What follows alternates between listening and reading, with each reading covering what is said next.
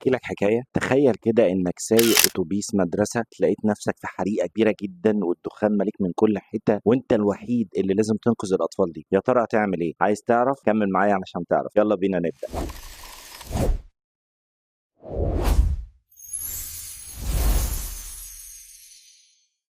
القصة دي يا جماعة مش خيال، ده حصلت فعلا سنة 2018 في مدينة صغيرة اسمها بارادايس في كاليفورنيا. الفيلم اللي بكلمكم عنه هو فيلم ذا لوست باي بطولة ماسيو ماكونهي. القصة عن سواق اسمه كيفن، كان سواق مستهتر وكان عنده طفل في مرحلة المراهقة، وكانت مشاكله ما بينه وما بين مراته كتير جدا، وكان كل الناس شايفين ان هو ملوش لازمة وما بيعرفش يعمل اي حاجة. وفي يوم ابنه تعب. في يوم ده ممكن تحصل حرايق بسبب عاصفة كبيرة جدا ممكن تحصل في الجو، وفعلا ده اللي حصل. ان العاصفة دي فعلا الاسلاك بتاعه الكهرباء وقعت ونزلت على الغابات وابتدت تحرق الغابات كلها، وكانت المدرسه عايزه تنقل الاطفال بعيد عن الحرائق، وهو كان ابنه تعبان جدا فقرر ان هو هيسيب الشغل ويروح لابنه. اثناء ما هو رايح لابنه سمع ان في اي باص فاضي محتاجينه ان هو ينقل الاطفال ديت علشان خاطر ما فيش حد معاه، وهو قرر ان هو قريب من منطقه بارادايس، وابتدى يكلم المديره بتاعته يقول لها انا فاضي وانا هروح انقل. يا جماعه كميه تشويق اللي موجوده في الفيلم، وانت معاك 22